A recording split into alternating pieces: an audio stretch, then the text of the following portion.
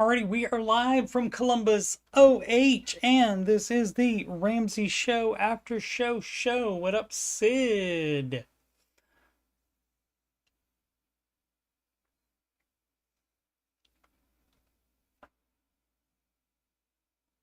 Waiting to hear the audio? Alrighty, we are live. There's the audio, so we are all good. Thank you so much for joining me on this lovely Tuesday. Sid, Mila was asking about you in the chat. I assumed you were off because of busyness or one of the co-hosts today, perhaps. I am Coach Steve Money, and I'm a Ramsey Solutions certified financial coach. And for my financial content, you're watching this on youtube.com/Coach Steve Money. And if you just scroll down past the Oak Island playlist, you'll see the Ramsey Show After Show. Today is number 472 of those, and there's also 137 answering your financial questions streams. So many hours, maybe 900-ish, something like that, hours of me talking about finances and such. And the music playlist has 11 Ramsey adjacent songs in there. Listen to those if you are so inclined.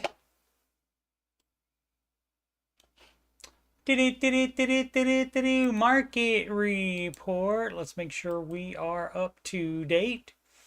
Yep, and market lives. Just a 1-day downage due to the tariffs. Tariffs are on pause while all the nations reassess, I guess. And so we'll see what happens with that. And we don't know. At this point, we don't know. So tariffs is something that the president has talked about in his campaign. So it shouldn't really be a surprise that he enacted it. And so we will just see. See what the rest of the planet is looking like. Mostly up in Europe, mostly up in Asia. Good for the rest of the world. Currencies, the euro over the dollar, yen over the dollar. Is everybody going to be over the dollar? The British pound, low, over the dollar. The bloody quid. Canadian dollar up against the US dollar. And the Australian dollar said nar about being down to the US dollar. So, and generally I find, I'm not really worried about that, because generally I find when the dollar is down to everything, the market tends to be up. So I'm fine with it, and vice versa, usually. Not 100%, but usually. Let's see what the futures are looking like. Bright. Maybe maybe don't have to put on shades, but it's at least it's in the green rather than not in the green.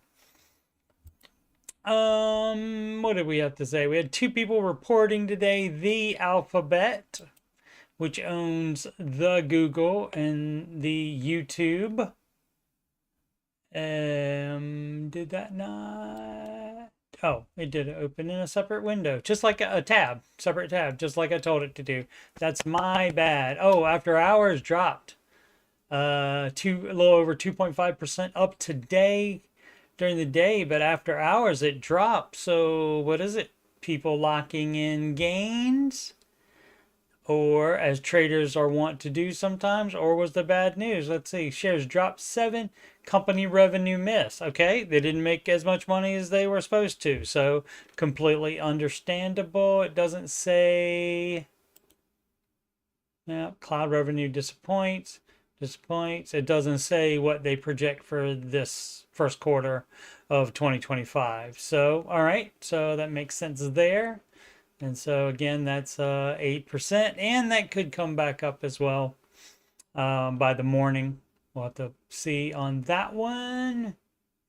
And what else did we want to do? We wanted to do AMD also reported today, chip maker, and these would of course be in your probably both heavily weighted in your a large cap managed fund, probably, and looks like the same deal.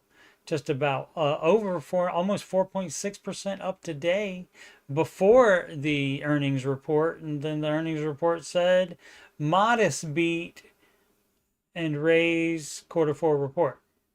Beat and raise. So that means they are raising expectations for this next quarter. Yeah, strong guidance. That's what that means. That's exactly what that means.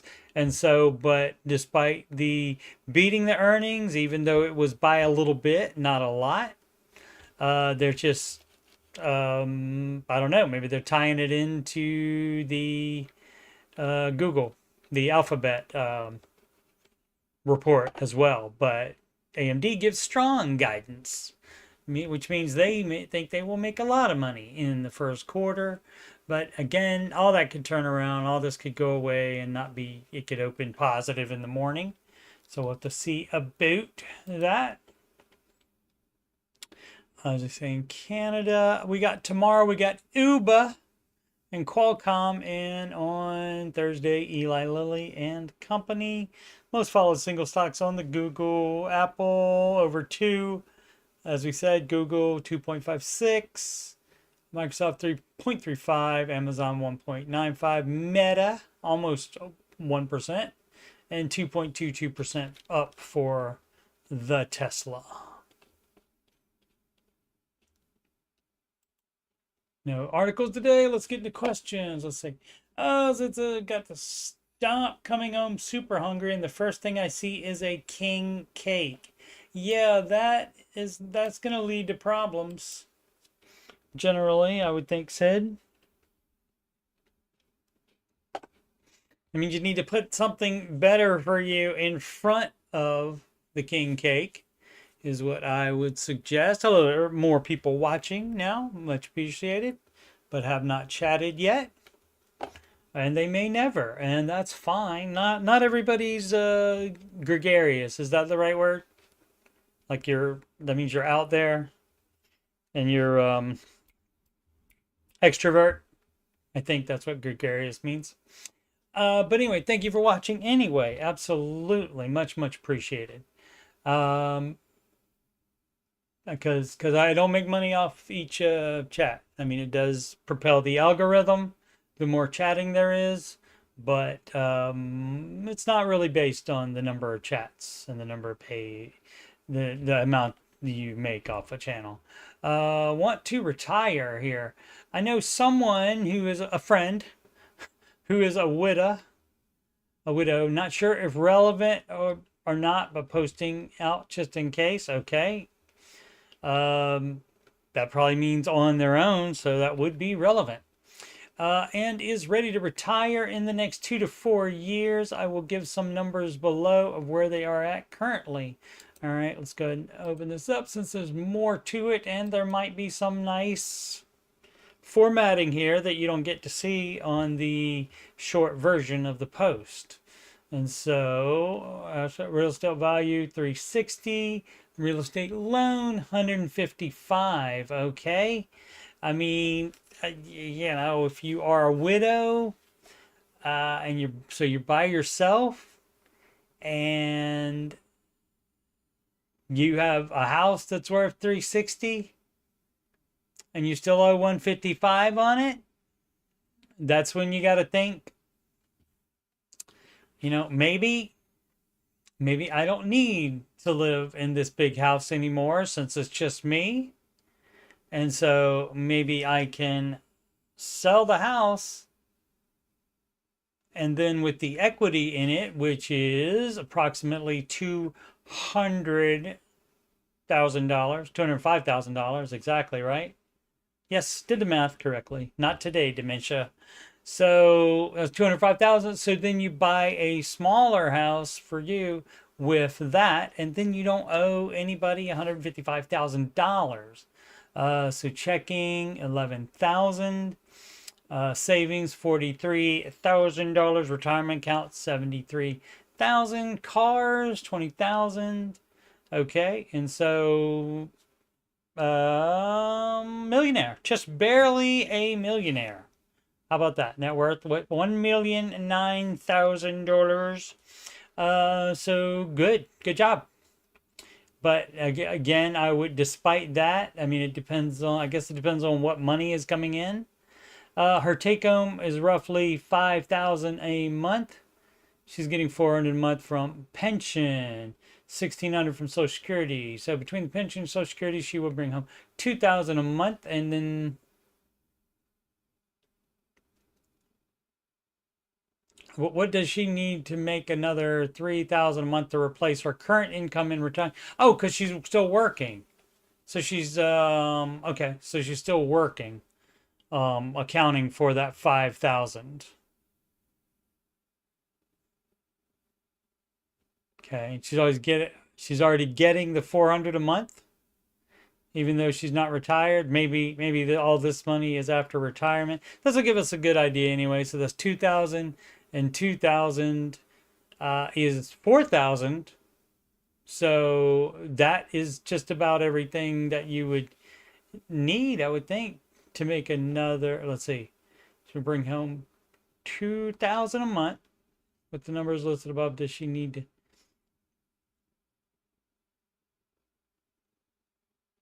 Just like to match that's exactly matches what she's making now, right? Because there's your 2,000 and another 2,000 is 4,000. Oh, pension. Okay, I see. Okay, gotcha. Okay. Okay. There it is. Okay, so I got confused. The 400 here and the 1,600 here is then added there. So basically restated it. And so that's 2,000 a month. And so to get to the 500,000, you would need 3,000 a month to replace that. And you would need a lot more in retirement than what is it? 730,000. Oh, separate 401k with 160. Oh, that is a part of the retirement. So that's all of the retirement money. So we said what is and retirement accounts? It's $730,000. So that's going to bring in 73,000. Yeah, 73,000 a month. I mean 73,000 a year. All right, that is right. Let me just check it. Make sure I'm not actually succumbing to the dementia today. What is that? 73. Yeah, times 10%. You just get rid of one of the zeros. And so that is 73,000. Yes, so that is correct. And so what's that? 73,000 divided by, I think we're going to be good because divided by 12, that is $6,000 just from that. So that is going to be making that much. Granted, you would like to stay, I mean, and it's going to even be better if she works another 2 to 4 years. So if she's working 2 years, it'll be better. If she works 3 years, it'll be better than that. If she works 4 years, it'll be better than that even. And so, but you can immediately make the situation better by moving down in house, and then you would have absolutely no liabilities, which is the way to go. So yeah, she would be fine. Unless there's other things going to be involved that we don't know about. Obviously, if she can pay the house off, that would remove $2,000 monthly payment from her expenses, and she would not necessarily need $5,000 a month. Yeah, 155,000 though. In how many years can you pay that off? So the way to, I mean, and I didn't even include the extra in checking and the extra in savings as being applied to part of that. So, I mean, that would take out, that would leave 100,000 on the mortgage. So yeah, you can try to get that knocked out for sure. And if you, I mean, I guess if you work for 4 years, it might be knocked out then. If you really concentrated, if she really concentrated on getting out of that, or getting lowering, really concentrated on the real estate loan, the house loan, the mortgage, and and then she would be able to have no liabilities. And this is the side where you don't want anything on the side of the ledger. You want to get rid of this 155,000 for sure. But being a millionaire at this point already, she's in really good shape.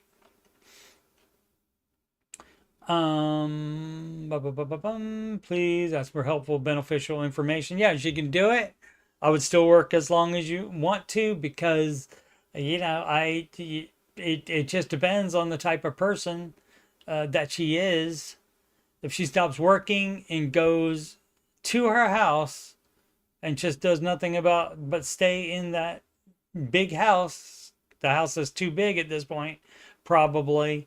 Many people don't fare well like that, and they would have been better off, not only financially but emotionally, physically, any number of ways, if she continued to work and be part of the world. And so that depends on different people, different situation for different people, but generally fine, especially with not saying I want to retire right now, and can always make the situation better immediately by moving down in house.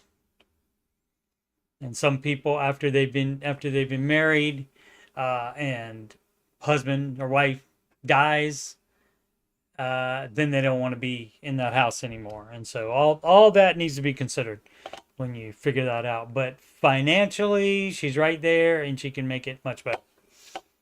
Let's see. Poppy's Workshop. Don't forget copay assistance card for your meds. It's that time of year when insurance resets. Many insurance plans, when you get your scripts filled, will front load the copays to your deductible. Okay? That's a bit of a coin. That's a bit of coin out of your pocket. Indeed. Props for saying coin. My specialty drug would have cost me just shy. You have a specialty drug? Cost me just shy of $1,000 today if I had not had a copay card. Another $500 next month, and then $75 a month for the rest of the year. Now I pay $0. The easiest thing to do is Google drug name plus copay assistance. Okay. I don't think I've heard of this. I've heard of like maybe similar things, but not this exact thing. You should see the program come up. You can apply online through a phone call. Some companies will actually issue a debit card, but most will give you a card with card number, PCN, BIN group numbers. Right, that's the same as in your insurance. And most are delivered electronically. Generally, you will have to use the... All right, and I will check on this later.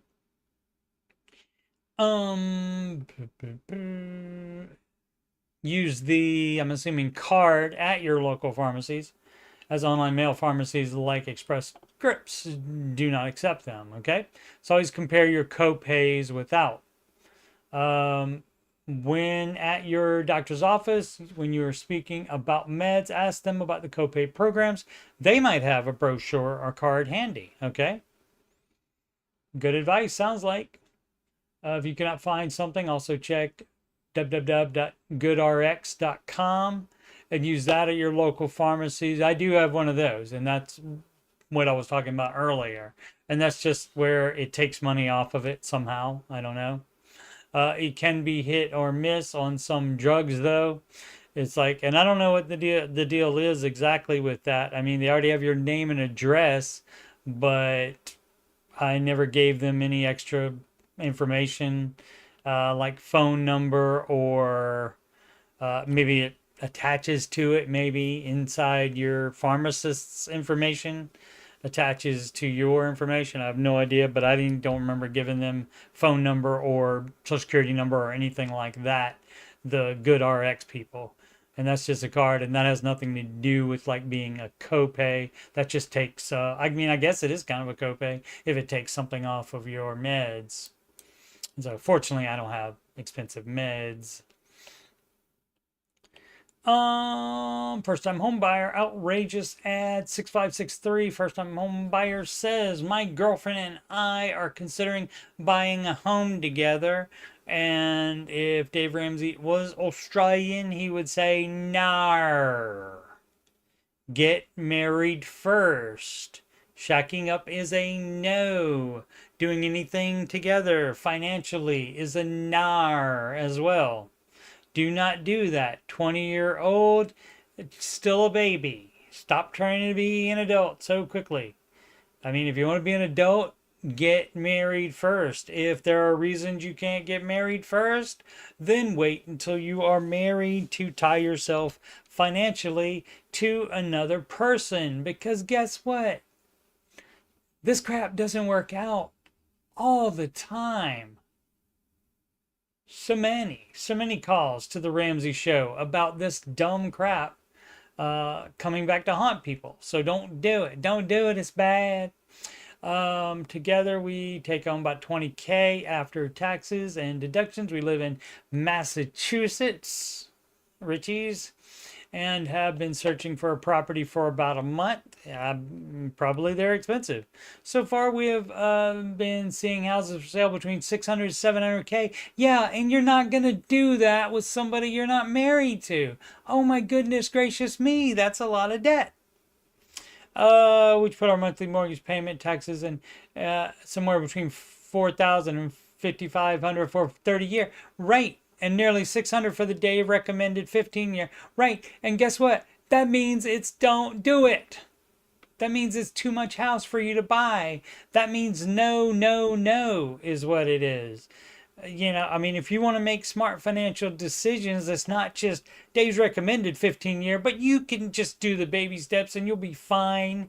If you get a 30-year mortgage and buy too much house, that's a no. Do not do that. Both 5% down, 6.7 to 6.9% interest rate for a 30-year and 6.5 for a 15-year.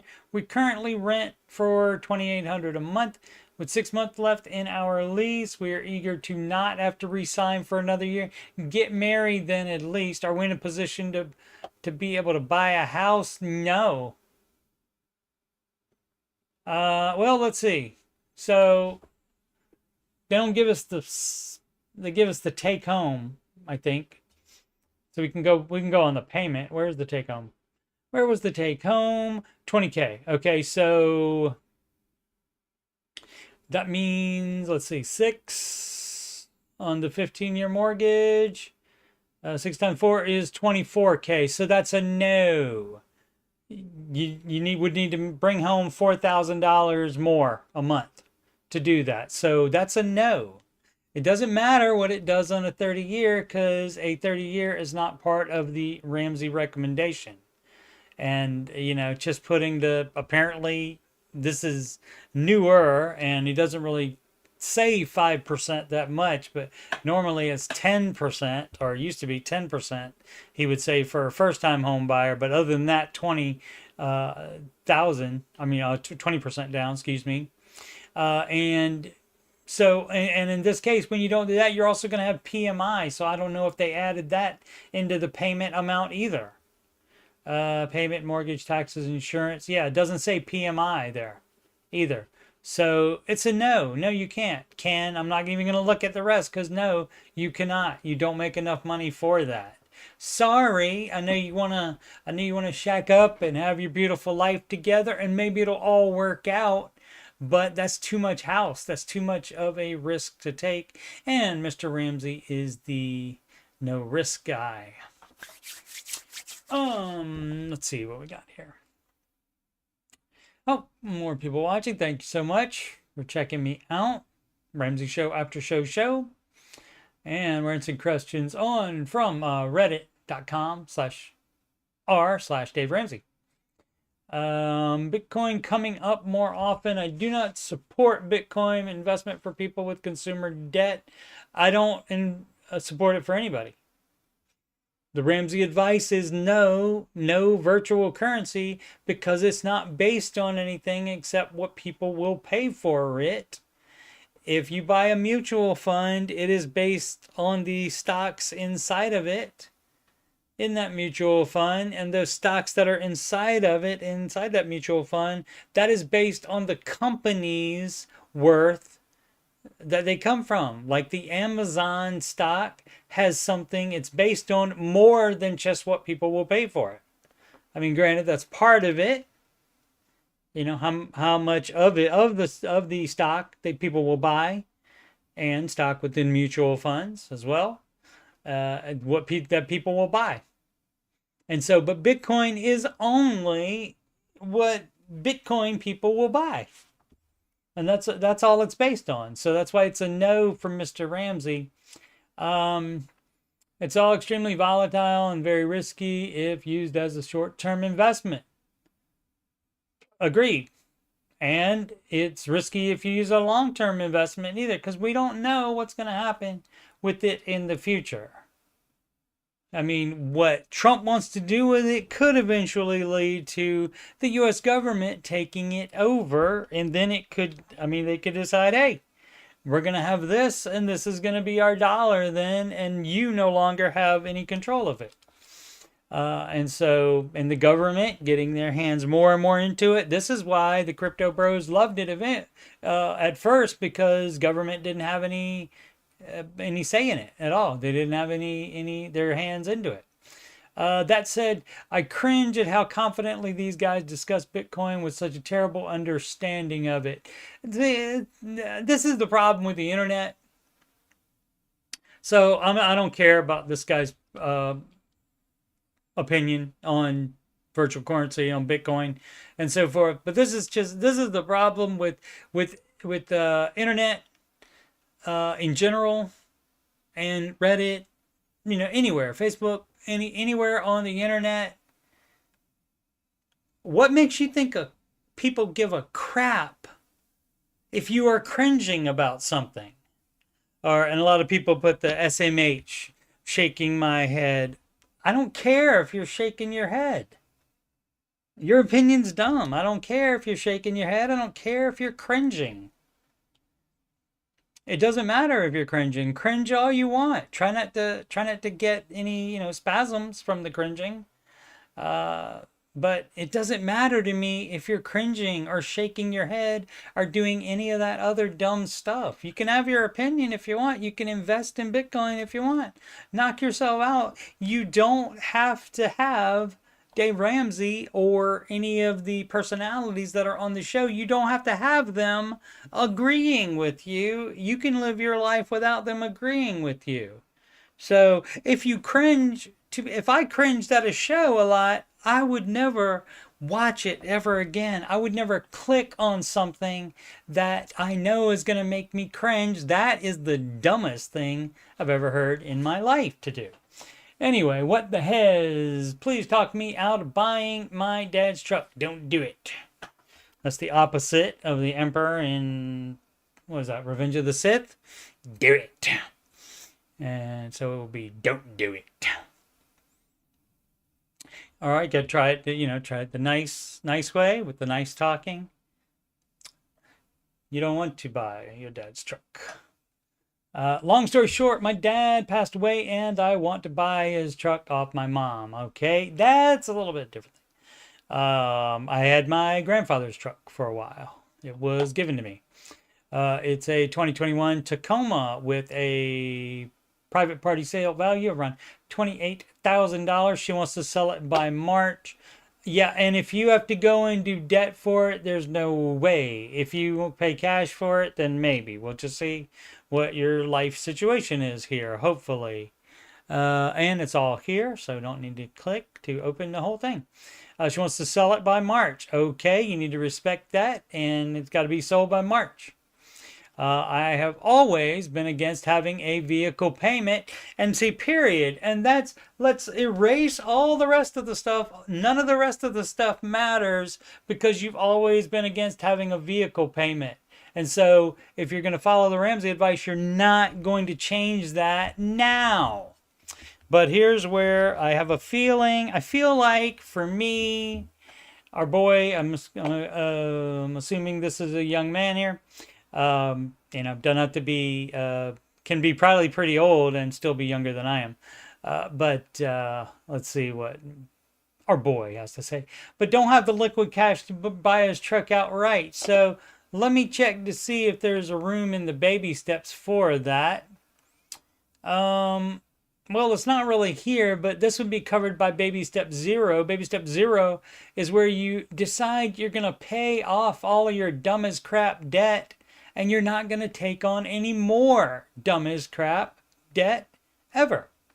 So that would be a NAR on that.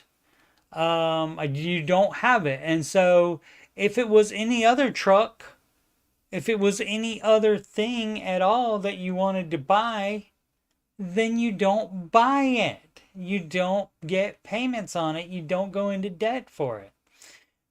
I realistically could put 8 to K down, trying to, he's doing the hear me out. Just hear me out. I realistically could put 8 to 10K down and would have to finance the rest. That's a NAR. I currently put around 1K a month into my savings, 401K and HSA, investing excluded. If I finance the truck, I bet, let's see, 4 days ago, I would say probably already did. My saving amount would only be half that. Understand that my grief and emotions may be playing a role. Absolutely there. Sure. I get it. In wanting to do this, but I'm also trying to be logical and not make a decision strictly based off what I'm feeling. That is wise. That is wise. You should not make decisions like debt based on emotions, for sure. Because that's how they advertise to you to go into debt, for emotional reasons, because you want something as well, because you think it's cool, because you think it looks cool, you think you'll feel better with it, but you won't feel better with the debt. And so, sorry, in Ramsey land, this one is a NAR. So you don't buy his truck, and you have a car as well, and maybe that's where the 8 to 10K is coming from, unless he has that in savings already. But yeah, this one's going to be a no. Sorry. And your mom's not giving it to you, apparently. She wants to sell it by March. And so you need to bow out of that and let that happen. And that would be my advice on that. I'm sure some people would think that this is a totally valid exception, but that's the beauty of the Ramsey plan. There are no exceptions. And that's why it's easy to follow and understand and take care of. Let's see. Not unless mom will sell it to you for 8 to 10K and you can give her the rest at Christmas or something. Yeah, I was thinking about that too, Sid. But then I thought, well, that's still like owing. So I decided not to go down that path. But that could be a compromise, perhaps. You would have to see how much, what mom would be willing to do for that. But I would say just this would be a good thing to do, because this would like be the only time theoretically that my boy would be not doing the Ramsey advice correctly. And so if he doesn't do it in this case, which would be the only time that he would, then he certainly wouldn't do it any other time in the future. That would be my hope and thought, and that's why I went the way I did with that. But yeah, you can always see what mom says. Doesn't hurt to see what mom says. Post baby step 3 mindset. For the past 3 years, my wife and I have been diligently paying off our debt. Fabulous. And now we're just a few months away, fabulous, from completing an aggressive $50,000 emergency fund. And that's exactly how you do it. Cool. While paying off debt, we realize we have about $4,000 extra each month while still comfortably covering our basic needs, right? And so that's what it does. That's one of the things that step 2 does. If you're doing it correctly, it shows you how much money that just would get thrown away otherwise. That would just get, because before you were racking up debt and theoretically had that much or about that much extra each month, but you were spending it on dumb crap instead. And so then that also gives you an idea of what you will be able to do when all the debt payments are gone and the emergency fund is full, and then maybe you have what, 5,000 extra, or a little bit more than that, $5,000 to $6,000 extra. And then that's what you would be applying to steps 4, 5, and 6. And so, but once you get to step 4, and then you find that you only have $2,000 extra, then guess what you've done? You've gone off the rails and you're spending another $2,000 every single month. Now you can save for vacations, you can do fun stuff, you can put fun stuff in the budget there, but you don't want to go crazy while you still have other steps left to do. Let's see. That said, is there a point where you allow yourself to start enjoying life a little bit more? Yeah, I would definitely celebrate. After some people would celebrate after step 2, and then again after step 3, but we're not talking about a 7-day vacation. We're not talking about that. Step 2 is maybe you go out to a nice sit-down dinner, where a waiter comes up to you, not just Chipotle or something like that. You do that for step 2. And step 3, after step 3 is done, then maybe you start saving for that vacation and do that. But keep in mind, you do need to do 4, 5, and 6. And it's not that you don't need to ever spend money on anything fun ever again, but you just need to think about steps 4, 5, and 6 before you decide for sure to do that. You can say, okay, so a vacation to, let's say, Cabo. Dave apparently is a big fan of it. Vacation to Cabo is going to cost X amount. Let's see. And that sure would be fun. Let's see, where are we in the baby steps? We are on steps 4, 5, and 6. So we are investing. We don't need to put anything to kid college more than we're already doing. And so we could put some more on the house if we don't go, and then we can pay off the house. Let's see, if we go on the vacation, we can, it'll take X number of months longer to pay off the house, and just base decisions on that. And if you still want to go. Once you get to step 4, you have earned the right to make those decisions.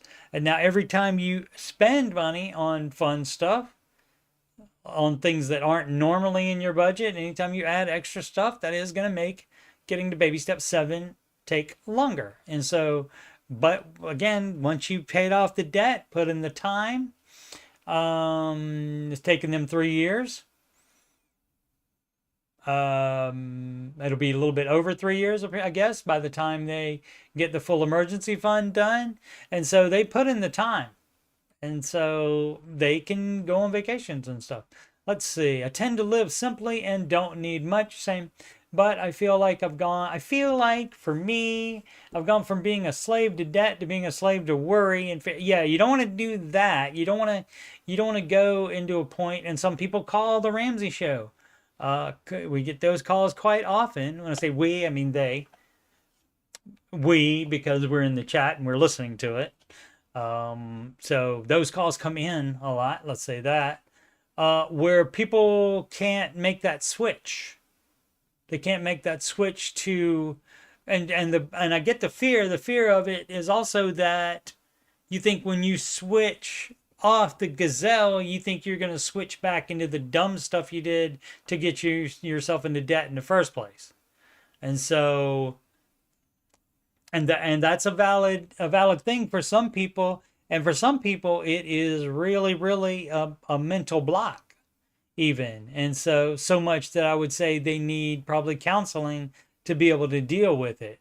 But you do need to give yourself a little bit of grace. And again, since you've done it correctly up to the end of step 3, I'm going to trust you a little bit to plan one vacation a year, at least to start. Just one vacation. And you save up for that in advance. You don't take that out of your emergency fund or anything like that. You save that up in advance, and then you go after you have saved up all the money. let's see, losing all the progress we made, right? You wouldn't lose it. At that point, you are just trading in some fun for making the baby steps take longer. So you are costing yourself future progress for sure. But again, you've earned the right. Getting to the end of baby step 3, you've earned the right to be able to go on vacation if you want. And of course, you're paying for all of it in cash, and you're not doing it until you have the cash. And so that's the dealio on that. The rest of this is I'm turning 40 this year. Still a baby compared to some of us. Not really a baby, but younger than some of us. And I really have had a life of work. I'm a worker, but part of my hopes of financial freedom was to live life and create some experiences. Anyone else deal with this mental struggle? Yeah, like I said, a lot of people did. I didn't have a problem with it. I didn't have a problem. I mean, because that was in my mind from the beginning. That's if I do this and don't spend money unnecessarily for a few years, then all the debts can be paid off and I can have a full emergency fund. And then I don't have to worry about that anymore. And then I will be able to do fun stuff based on cash. And basing it solely on the cash, extra cash that I have on hand, then I won't get back into debt and I won't have any of this trouble ever again. So, but that's the way I thought about it from the beginning. I knew that I wasn't going to be in the lower baby steps forever. So, yeah, but some people do have a hard time with that, with getting back into doing more spending without worrying about it so much. Let's see. Oh, the chat always gets away from me when I get on a roll.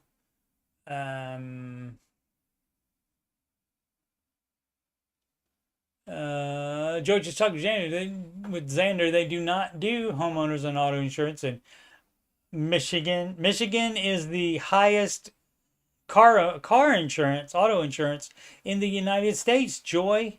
My daughter lives in the state up north, and so she's very aware of that. Florida, LA, and it could be because of the high amounts that are in those states, maybe.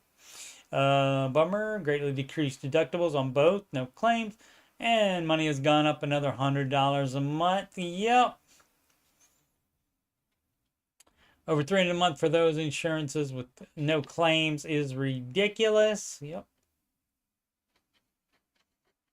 Yeah, look for a independent broker locally, and maybe they could do that. Google Michigan or even your city and independent auto insurance broker, independent insurance broker. And as far as how you can trust who you find, that is another story already. I mean, you would have to get a recommendation probably from a friend, but their experience may not necessarily mean you would have a good experience with that person. So that is the hard part about it. Trusting the person you find to assist you. Rent finance rule.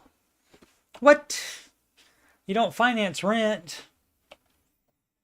Hey everyone, hi guys. Contemplating a move in the next year out of my folks' house. That is what Mr. Ramsey would advise for adults. So good job, and into an apartment. Been reading up on the go-to finance rules for renting, and the 30% rule seems to be a staple. Is this no more than 30% of your gross monthly income? Yes. Should go to rent. Yep. Or no more than 30% of your take-home your 30% take-home. Yeah, living expense or shelter expense, whether it be renting or mortgage, yeah, that should be 25%. Per Mr. Ramsey, let's see. Looking for clarification with this rule and why some say gross income and others say net income. Well, if you base it on gross income, it's more, right? And so the people that want to give you more leash to get in trouble with, then those would say gross income, and And otherwise, the other people would say net income to keep you down, to keep it a shorter leash so you don't get in trouble as easily. And that's why Mr. Ramsey bases investing on gross income, because he wants that amount to be more, and he bases the mortgage amount you should take out, the maximum mortgage amount you should take out, he bases that on take-home pay, so that that is smaller, so that you won't be house poor. Nate loves you. Thank you, Nate. That's the person's username here. Can anyone verify this $5 pay, where this $5 payment info came from? A friend told me that he learned from Dave Ramsey. All right, this is great. This reminds me of a story Dave told on the, he said it before, but he told it on the Smart Money Happy Hour on one of last week's shows, where it was Ask Questions for Dave Day, I guess, on Smart Money Happy Hour. And he said he went into a store to buy, it sounded like kind of a Best Buy, maybe, something like that. But he didn't name the store, but he said he went into the store and the salesman said, oh yeah, oh no, because he needed to replace the washer and dryer. And so he said, oh, you need to take the, you need to do the extended warranty. Dave Ramsey comes in there all the time and buys extended warranty on everything he buys. And you know, Dave just like didn't address it at first, and he just let the guy keep going. And then, but eventually the salesman kept going on so much that he took out his ID and handed it to him and showed it to him. And then the guy tried to backtrack and basically, and even followed him out of the store, trying to get him to still buy the washing machine there. But he said he went to the Home Depot instead, or Lowe's, I think Lowe's. Where are we at? Oh, okay. You learned from Dave Ramsey that if you have to, you can just pay $5 less than the minimum payment towards each credit card while you're trying to survive. I mean, that may work for some of them, not necessarily all of them. I don't know. I don't know if that's a Ramsey thing or not. I have heard this before. I don't know if it was from Dave or not. But I mean, you wouldn't pay if you can't survive. You do the 4 walls first. So that would be, of course, food, transportation, shelter, clothing, which is basic. So basically, you don't do that unless you don't have anything to wear at all. But basically, that kind of stuff, the stuff that you absolutely have to have. And if you don't have any money left over after satisfying those needs, don't go crazy. Don't be eating out and doing dumb stuff like that. Going to, sit down restaurants where waiters come up to you. That doesn't mean you do that instead of paying minimums on cards. But you do take care of those things that are necessary to survive. And if you don't have any money after that, then you can't pay it. I assume this is to prepare for bankruptcy. No, I think it's because if they receive anything from you, they like kind of figure that you're making an effort, and then maybe you'll be able to get it back together. And so maybe they won't be as harsh upon you as they would on somebody that sends nothing. So I have heard this. I don't know. Maybe Sid will weigh in if she's heard Dave say that, because I do not remember him saying that. The key part I'm trying to verify is the $5 payment part, right? I can't verify that for you. We'll see what Sid has to say. I've been searching the internet for this quote and can't find it anywhere. Does anyone know what book or podcast Dave Ramsey said this in? My friend is very confident Ramsey said it. Yeah, but does he know what book or podcast it was in? I mean, and I understand how if you listen mostly to Dave Ramsey, but you also come across other financial advice in your head over time, you might eventually think that Dave said it when he didn't. And so I don't know.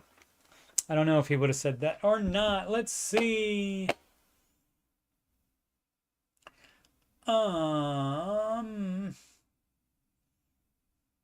Since let's call all the insurance brokers and ask about a hardship program. 99% of lenders would rather get something than nothing, so they likely have something in place. Yeah. Oh no, that's yeah, that's about the debt minimum debt payments. That's it is talking about, not Joy's insurance thing. My apologies. In the Total Money Makeover, he discusses a pro rata payment method. Or is that rata? Pro rata? Pro rata. Method payment. And there may be a line in that says, even if it's only $5, that's still a payment. Okay, fair enough. So maybe, but yeah, so, and you know, this may not be a situation that this person is in. It's just something he's wondering about. And if it's a troll, you know, they're always looking for a way to undermine the Ramsey advice. Trolls are consistent in that. Like there was a guy, a dumb troll in the Ramsey chat today that tried to say that a business loan is the same as a mortgage. Mortgage a house appreciates 99.9% of the time, and most businesses fail. How are you comparing both of those? And so just dumb. Oh, dumb trolls are dumb. That's the only type of troll.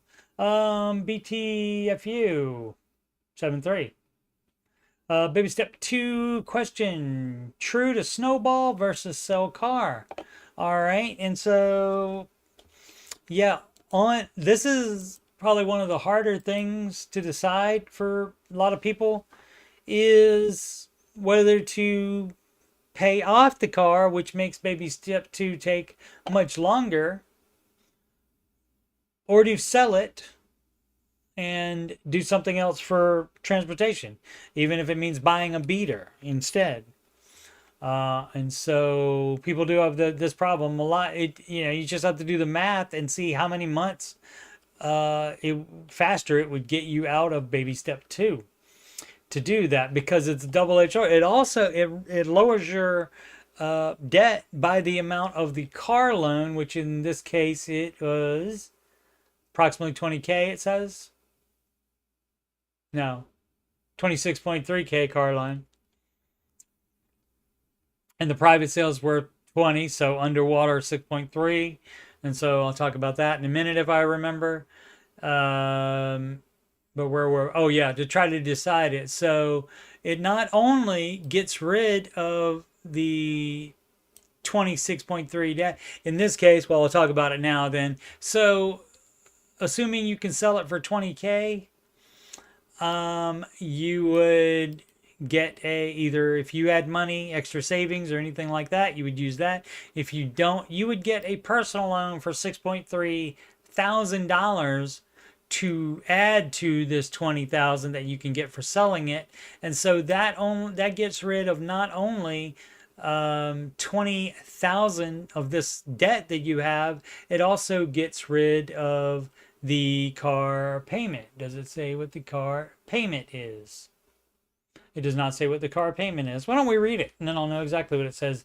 Hello all, my wife, 35 female, and I, 35 man, are currently attacking our debt. We are a family of 4 with 2 dogs. We travel a decent amount with all of us. We need 2 cars, and a decent sized one at that.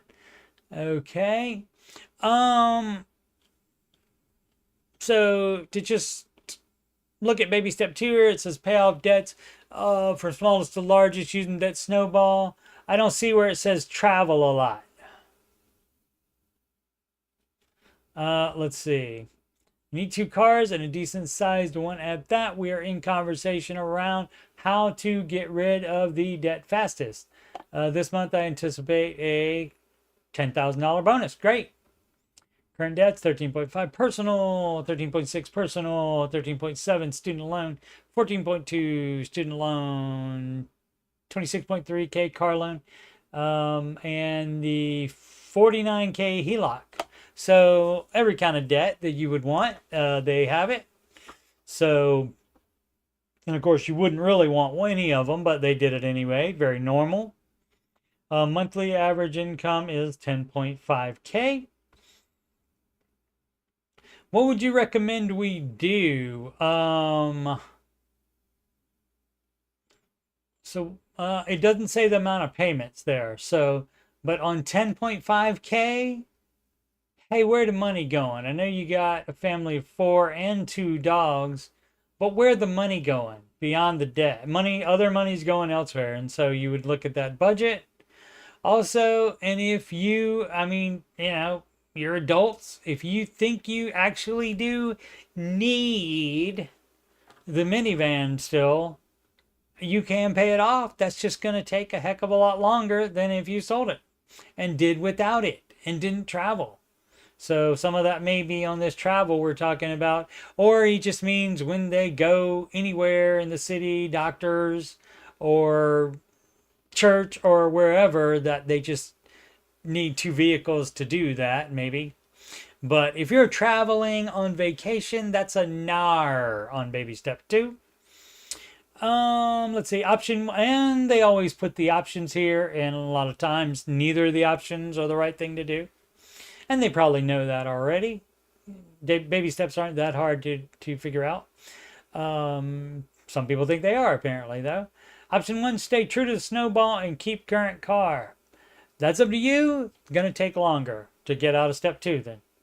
Option 2, sell the car and pay off loan, then use bonus to buy a car in cash, then continue the snowball. Yes, that is the one to do. Absolutely. I personally ran the numbers and see only a couple months difference in ending the snowball dates. I would check your math again, and also again send them back to their budget. And I, of course, if coaching them, I would take a look at that budget and I would suggest things that say, oh, you think you need this thing that you don't actually need? That's not a need. So you decide if you want to buy things that you don't need instead of being done with the baby steps faster, or at least just look at it, the small term version of it in baby step 2. How long do you want to stay in baby step 2? You want to keep getting Starbucks every day and then stay in step 2 longer, or you want to be in step 2, out of step 2 as fast as possible? So everybody gets to make that decision for themselves. They don't have to follow Dave's advice, and even doing what they are doing generally is better than most people, because most people won't take any of his advice. Personally ran the number. Oh, and so, yeah, so I would check that math again. I think that's going to be better than a couple of months difference, my friend. And yeah, I still want to know where all that extra money is going. I mean, it may be the amount of payments that are due may take a huge chunk of this 10.5K and bring home pay a month, but it seems light to me, just on eyeballing it. The Ohio State, was it University Hospitals? Again, that a souvenir from either diabetes diagnosis, and where did I have that? I wrote that down so I wouldn't forget. Diabetes diagnosis 20 years ago, and I'm still ticking. Thank you. I'd like to thank my doctors. I'd like to thank metformin. That's a medication, oral medication, or it was from a heart attack 10 years ago. Just a baby one. Just needed a stent. Fine. I don't know if I could wrestle a horse. I don't know. But I'm all right. At this point, I'm staying alive just for spite. So the spite's a good reason. Hot extension 627. Sold my truck. Oh, forget to keep up with the chat. My bad. Oh, there's nothing there. Cato 1117 says in the chat, can someone explain what a sovereign wealth fund is? I heard President Trump is establishing one in the United States. Yeah, that's some kind of savings account, I guess he wants. Some kind of fund he wants for the United States. And you would think, or at least I don't know if you would think it, but I saw in one article that that's probably like where he would put the virtual currency purchases in, and which of course Mr. Ramsey would not advise because it's not based on anything. I mean, if the United States government owns enough of it, then that kind of would be based on something else as well. That would be based partially on the good name of the United States, which a lot of other things are based on, which is why other countries insist on lending us money for some reason. I kind of wish they would stop. Yeah, ambiguous term that can mean several things. So without more details, we can't tell you what it means. Right. It's just a guess. Just a guess on that. So, government's going to be government no matter what side of the political aisle it's on. They're still going to be government. Sold my truck is where we were. Baby step 2. I just got back from a used car dealer. I was equity positive in my truck. Great. But I still owed $17K. I was able to get $26K from Carvana and pick up an older beater RAM for just under $8K out the door. Okay, and so the only problem with that is since you involved a dealer, you lost out on the deal. You probably, private sale, you probably could have sold it for more and you could have bought a beater cheaper from private sale. Because when the dealership gets involved, guess what? They want money for that. They're not a non-profit organization built to help you out with your vehicle transactions. They are in business to make money. So, but this is where they are. Let's see what the take home is here. The conclusion of this. So out just 8K out of the door. Got rid of the $17K loan. Great. And had to pay between negative equity and buying the beater RAM. And why do you need a truck? Wanted it. Yeah. Didn't have to be a RAM. Could have been a cheap compact car. Baby step 2 person. So now I have an extra 1K to put into my next debt. Great. And no more truck payment and $17K. Right. Oh, that's great. But you still could have ended up better if you didn't get a RAM, if you didn't get a pickup truck, if you got a cheap car instead. You could have had even more money. Let's see. We are now on track to be debt free by year end. Great. Could have been a little bit faster than that. But that's great. And that's how you get things done. That's how you make a big move quickly, by doing something that a lot of people aren't going to do, especially men's. And it didn't say where he's from, but like, anytime a Texas guy comes on and they say they have a truck loan, of course they do. It's a law in Texas and many other places for men's to be having truck loans. You are welcome, Kato117. Thanks for dropping by and checking me out. Same bottle, 2951. I don't want to own a credit card. I talked about this in the Ramsey show chat yesterday or today. I think it was today, where I talked about this one because when I scrolled through yesterday, I saw this. I don't want to own a credit card, but America runs on credit. What do I do? Okay, this is bullcrap. In America, you don't need a credit score for anything. So the reason that people want to have good credit scores is so they can borrow more money. And what are you not doing anymore if you're following Dave's advice? You're not doing credit cards. You're not putting things on credit cards. You're not taking out loans for anything except the house you live in, and that's a mortgage. That is the only thing. And in America, you can do manual underwriting for that. And so you don't need a credit score for anything. You just think they do because everybody tells you that, and they're wrong. They are lying. And, you know, they prop up the credit score. It's in advertising and stuff like that. The major credit card companies spend billions of dollars every year on advertising. And I also said this in the Ramsey Show chat too. They spend billions of dollars on advertising.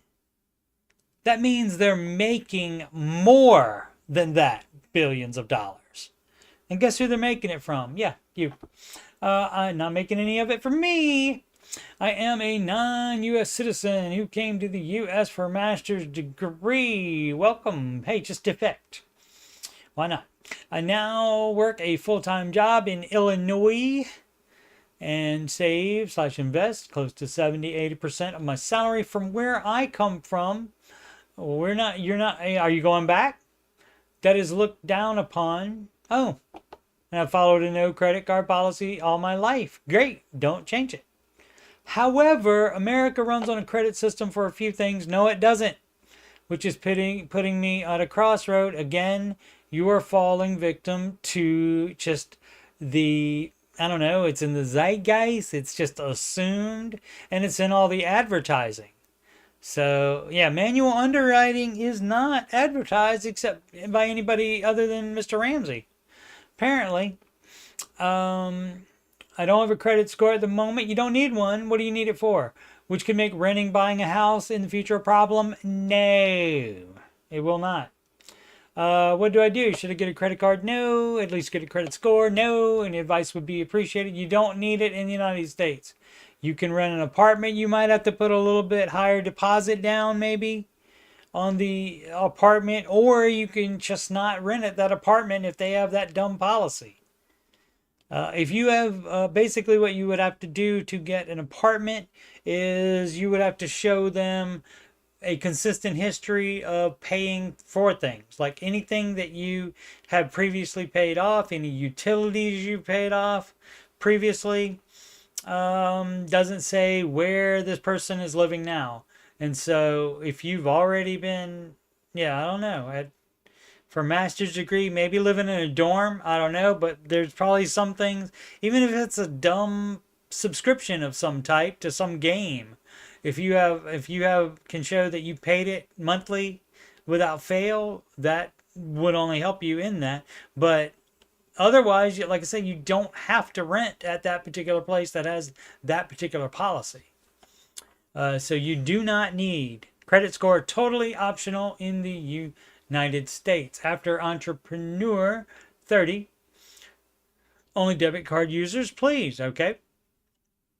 I've started using debit cards exclusively for everything except gas pumps and restaurants where and restaurants where the card is processed away from my view. Okay. Okay, it says that again. In those instances, I will use a credit card. Debit card seems easier for me. Keeps me within budget. Also, believe the chip and tab technologies have reduced fraud significantly. Okay. My experience, credit card fraud, one time. Okay. Am I wrong to still be using a credit card? Yes. If you feel that strongly about it, that it's putting you in that much danger, you can use a debit card in your view to buy a Visa gift card. And then you can use that Visa gift card instead of a credit card. You do not have to. See, this is, again, people think they have to do it. They have to play piggy bank with the bank. Piggyback with the banks. No. No, what's that? They have to play. What game am I thinking of? Not footsie. I can't remember. I don't remember what game it is. But yeah, with the banks. What's it called when you do the like that? Sid? This is why I need you, Sid. Love credit. Dylan loves credit cards. Loves Dunkins. Well, you can love being dumb too. Good job. Oh, and Sid said, Last of Jack America runs on Dunkin', not credit. Indeed. Indeed. That's and the reason you know that's the advertising. The ultimate berry needs some guidance. I'm an electrician. I make around 765 a 40-hour week. When I can, I take overtime and I will have the opportunity for some overtime starting in March when I have a big project kicking off. As an extra source of income, I have been doing grocery delivery with Spark driving. There was somebody in a Ramsey show saying that, was it Spark or some other thing like that today, and saying she made a lot of money. I need some input on what to do financially. My current debt and payment: rent 450, truck payment 555, sell the truck, 11,300. Yep. We're Carvana. The worth parentheses Carvana in parentheses 7,000. Discover credit card. See, I don't know which I think she got. Let's go backwards then. Okay, student loan 1,200, phone 200. Okay, so 3,000 insurance, 13.7. No, 13,700 on Case credit card, 7K on Discover, so that's 11,300. Okay, so it said 11,300 and then it didn't say how much it was worth. So don't know. But anyway, what's the question?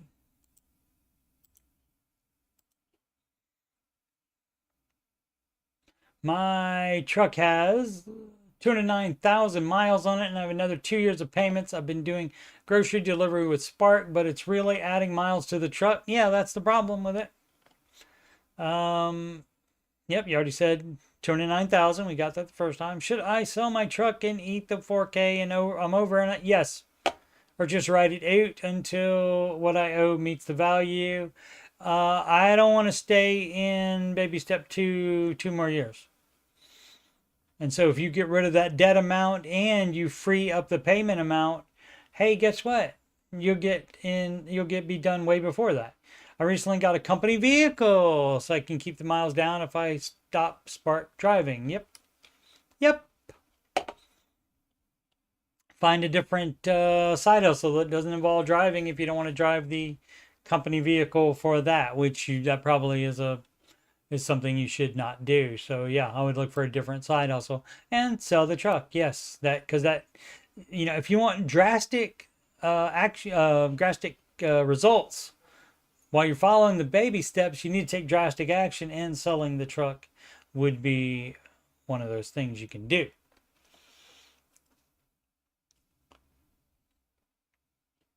Baby step 2, transmission on the fritz. This from Diligent Effect 2908. Well, it is always something, of course. I just started the wise way of managing finances. Great. Continue to do that. Saved my emergency fund 1K and have paid off 7K in credit card in 3 months. Great. Doing a side hustle at 3K a month to knock out more credit card debt, which is about $60,000 left. This is a combination of starting a business and being dumb, spending more than I earned in my time. Hey, look at that. His business didn't work out. Hey, imagine that. Maybe that's why you don't do business debt. Dumb as crap. Most businesses do not work out. Everybody thinks they're going to be the exception. Everybody thinks they're going to graduate when they sign up for a student loan. No females think that they're going to want to stay. They don't stop to think that they're going to want to stay home with their babies. The second they get their degree, even if they do get the degree, and they still owe all that student loans, and how's that going to be paid back if you stay home with your babies? They don't think about that ahead of time. I had our transmission rebuilt 4 months ago for $4,500, and the shop evidently did a bad job. It is leaking fluid now. Did they give any kind of guarantee on their work? I would take it up with them. We owe 12K, has 125K miles, and is worth 10K. even with the transmission that is leaking fluid, it's worth 10K. Bringing it somewhere, you're taking it somewhere. Bringing it means I'm bringing it to me. You are taking it to the shop. Somewhere along, I don't know, in the 90s, I think was the first time I heard. I think it was Paul Reiser on Mad About You, a TV sitcom that he was in. I think he said it, and that's the first time I heard it. And I was like, wait, what? Take it. You're taking it there, taking it away from you, bringing it to you. Or you say you're bringing it with you because you're changing. So it depends on where the speaker is in relationship to the thing. Anyway, off topic. Sorry. I do get distracted. Taking it somewhere to determine the cause of the leak, but if I need to spend 2K or something wild to get it fixed properly, is it worth it? Yeah, if you don't have to fix anything else on it anytime soon, if that takes care of the thing. But I mean, see if they give a couple month warranty or something like that. If it would have to be 4, I guess, or 6 or something like that. See if they'll do anything for you on that. I don't know what they guarantee for their work.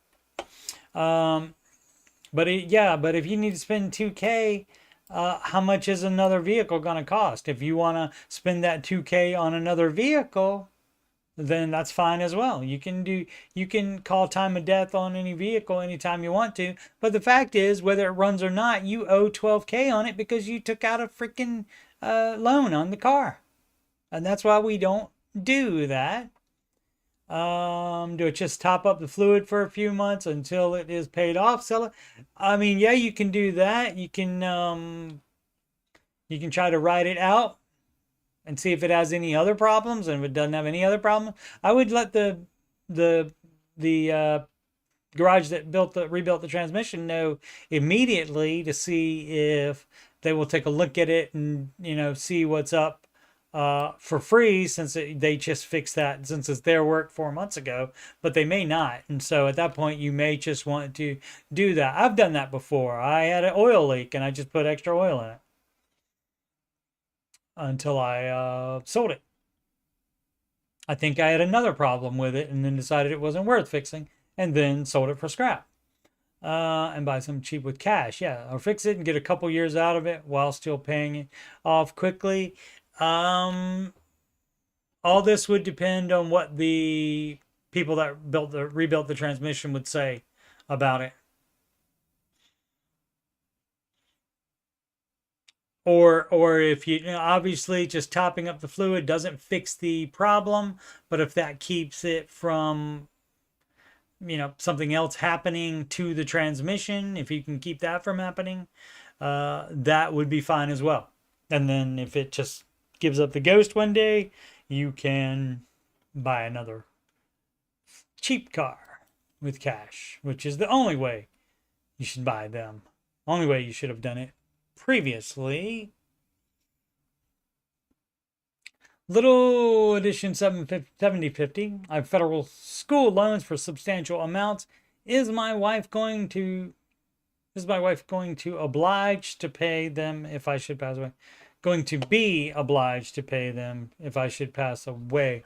I don't think so. I don't think that's how federal school loans work.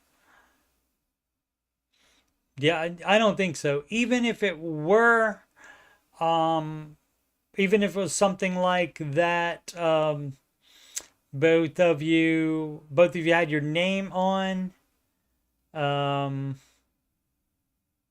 or like, say for example, she didn't have her name on it, but say you had some kind of estate, you had some kind of other assets that were only in your name, then she would have to make good on that before. Basically, the state has to make good on debts out of the assets, even if it means selling the assets, before it disperses assets to whoever they would be left to. So that's the dealie on that. But federal school loans might get forgiven might get wiped out for death. I don't know off the top of my head. Maybe Sid knows.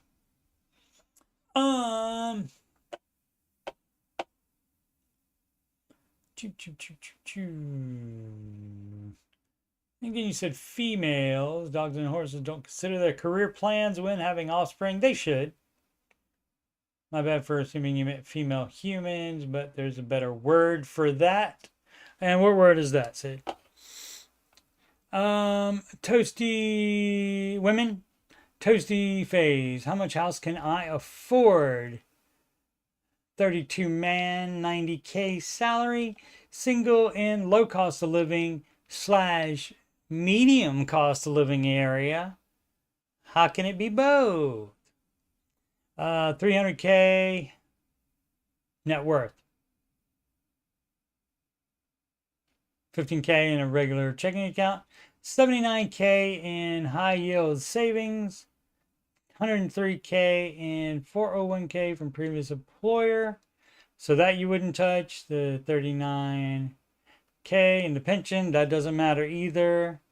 37K in current employer 401K. Okay, so none of that you're touching. You don't touch any of that. The 79K you can use as a down payment. 90K, so you're looking at 180 and 45 would be $225,000 house at max, or mortgage at max. So 225 plus the 79, take right at so like right at $300,000. If you're single, you probably don't need a $3,000 house, though. So, 300K net worth. So that's all this. So it doesn't say any debt. So yeah, if there, oh, there's more to it. Sorry. If there's no debt, let's see. Oh, okay. What else we got? 3K in stocks. You could liquidate that to add that to the down payment. 24K in vehicles. I just want to see if there's debt. Bachelor's related to my previous line of work. Just looking for debt. Because if you have non-mortgage debt, which you don't have a mortgage already, I guess, since you're asking about a house, then any debt would be step 2 debt. And there's no buying a house if you're in step 2 debt. Doesn't matter what your credit score is. If all goes well, I'm looking to buy my first home this year. This doesn't have to be my forever home, but hopefully somewhere I can be for a while and later on start a family in house would be in. I just want to make sure I'm in a good spot, and get any suggestions on how I could better manage my money. I've been living at my parents' house since changing jobs and moving back to my hometown during the pandy. I think I'm in a pretty decent spot to buy a house, but what should I realistically set my match budget at? The homes I've been considering between 250K to 300K. Great. Put as much as you can down, and have that with still having a 6-month emergency fund, though. And so you would have to base your expenses for that 6-month emergency fund on after you get the house, not what you're having to pay for and buy now living with your parents. So yeah, somewhere right around in that range. But yeah, put as much down as you can to make the mortgage as little as you can. Has to be on a 15-year fixed as well. If you have to get it on a 30 to be able to afford the payment, then you can't buy the house. You'd be house poor. I've been treating what's in my high yield savings as my house fund, 79K. Yep. It seems like I'll be able to put down 20% to avoid PMI, and if possible, I'd like to do a 15-year mortgage. No, see, that's what you don't do. If you'd like to be able to put 20% down to avoid PMI, you do that. That's a great thing. But there's no end if possible, I'd like to do a 15-year mortgage. No, you do a 15-year mortgage. And if you can't afford it on a 15, then you can't afford it at all. So that would be a nar from Mr. Ramsey on that. Anything else I should be keeping in mind? I don't want to be house poor. Then you do the 15K mortgage or 15-year mortgage. That's why you do that.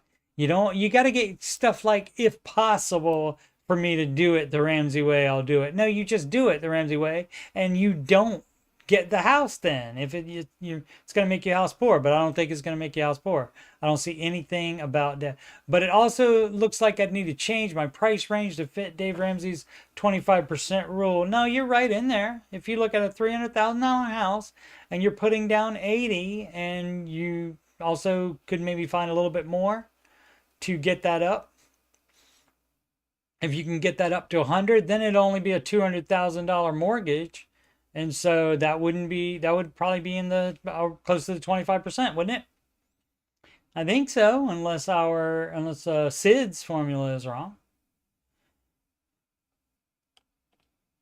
But unless there's a bunch being taken out for taxes and other stuff on the take-home pay, because I'm assuming the 90K is gross. Women. She said women would be the correct term. Ready? Wendy's style flat burgers for dinner. That's fair. I had one of those for lunch in the manner of a $2.79 junior cheeseburger and a free what was it called? Baconator fries. Fun times. And I would not buy a $2.79 junior bacon cheeseburger unless I was getting something free and the Baconator fries retail for like $3.29 or $3.79, something like that. And so that's why I did that. So for the total of $2.79, I got both the JBC and the Baconator fries. I was reminiscing today about when they were, looked at some Googling, and if Google's right, they were junior bacon cheeseburger at Wendy's were 99 cents in 2013. And I remember it like it was yesterday. I still remember being that much. And so looking at it now and seeing $2.79 on it, it's like, yeah, inflation is a thing for sure. Alrighty, thanks everybody for watching. What have we got? We got an hour-and-a-half show today. Fun times. Usually do at least an hour, but sometimes go over. Thanks everybody for watching. Much, much appreciated. Once again, you are watching this on youtube.com/CoachSteveMoney, and my financial content is right below the Oak Island playlist. It's the Ramsey Show Aftershow show playlist and the Answering Your Financial Questions playlist. And the music playlist has 11 Ramsey adjacent songs in there. And once again, I am Coach Steve Money, Ramsey Solutions certified financial coach, just in case you missed it. And you, yes, you, if you are having money problems or you just want to make sure you're on the right track, you can schedule a free financial coaching consultation / assessment with me at calendly.com/CoachSteveMoney. That link is in the ticker below and also in the video description. You can email me about financial coaching, anything on my YouTube channel, anything else on your mind. CoachSteveMoney@gmail.com. Donations can go to paypal.me/CoachSteveMoney or to Cash App at $CoachSteveMoney, or yet again giving you all kinds of ways. Walmart gift card to CoachSteveMoney@gmail.com again. Also live streams, you can do super chats. Super thanks are on pre-recorded videos. Upcoming streams, this show, the Ramsey Show Aftershow show, until further notice, Monday through Friday, following each YouTube Ramsey show, and that ends approximately 5:25 p.m. Eastern Time, and that's when I start up my stream. It definitely will be only an hour tomorrow because I gotta leave right at 6:25 Eastern Time to meet my son for dinner. Alrighty, thank you so much for watching, everybody, and as always, subscribe, like, and comment, much, much appreciated. And as always, make smart financial decisions every day.